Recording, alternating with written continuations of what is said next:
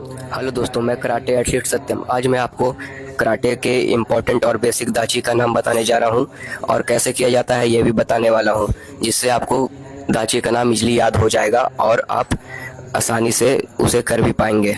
High Seiko दाची, इसमें हमारा heal और टो आपस में जुड़ा रहता है और हमारी बॉडी का वेट दोनों पैरों पर बराबर होता है। हमारी बॉडी सीधी होती है। मौसवी दाची, इसमें हमारा हील आपस में एक दूसरे से जुड़ा होता है और पंजे 45 डिग्री एंगल पर बाहर की ओर होता है। हमारी बॉडी का वेट दोनों पैरों पर बराबर होता है और बॉडी सीधी होती है। हाइको दाची, जब हम इस दाची को करते हैं तो हमारा पंजा शोल्डर के बराबर बिल्कुल सीधे में होता है और इसके बीच की दूरी शोल्डर के बराबर होती है और हमारा बॉडी का वेट दोनों पैरों पर बराबर होता है, बॉडी सीधी होती है। हजाची दाची, जब हम इस दाची को करते हैं तो हमारा हिल शोल्डर के सीध में होता है और पंजा 45 डिग्री एंगल पर बाहर होता है। हमारी बॉडी का वेट दोनों पैरों पर बराबर होता है, हमारी बॉडी सीधी होती है। ऊंची हजाची दाची, इसमें हमारा हिल शोल्डर के सीध में होता है और पंजा 45 डिग्री एंगल पर अंदर की ओर होता है। हमारी बॉडी का वेट दोनों पैरों पर बराबर होता है, हमारी बॉडी सीधी होती है। कीवा दाची, जब हम इस स्टांस को करते हैं तो हमारे पैर से पैर के बीच की दूरी शोल्डर का डबल होता है और पंजा हमारे नी के सामने बिल्कुल सीध में होता है और हमारे दोनों पैरों पर बॉडी का वेट 50-50% होता है और बॉडी सीधी होती है।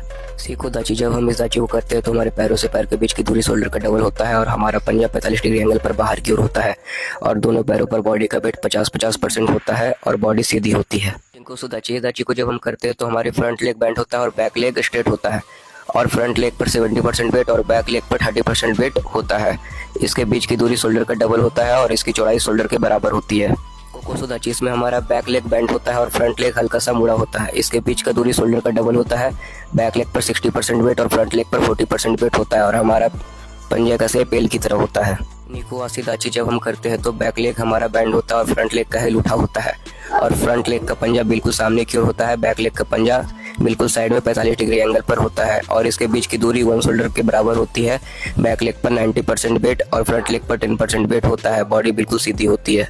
सैनचिन दाची, जब हम इस दाची को करते हैं तो हमारा बैक लेग शोल्डर से पीछे होता है और फ्रंट लेग शोल्डर के आगे होता है और पंजा 45 डिग्री एंगल पर अंदर की ओर मुड़ा होता है। इसके बीच की दूरी 1 शोल्डर के बराबर होती है। उसा दाची, जब हम इस दाची को करते हैं तो फ्रंट लेग बेंड होता है और बैक लेग हमारा फ्रंट लेग को क्रॉस करते हुए इसके हिल उठा होता है। रेनोजी दाची, इस दाची में हमारे पैर का शेप एल की तरह होता है। इसके बीच का दूरी शोल्डर का आधा होता है और हमारी बॉडी का वेट दोनों पैरों पर बराबर होता है। जैसा कि आपने वीडियो में देखा, मैंने कितने इजी वे में सभी स्टांस को करके बताया उसके नाम के साथ। आपको बहुत ही आसानी होगा स्टांस के साथ नाम को याद करने में और यदि आप बेल्ट ग्रेडिंग टेस्ट दे रहे हैं तो आपके लिए वीडियो बहुत ही इंपॉर्टेंट है। आप इससे दाची को इजीली वे में याद कर सकते हैं।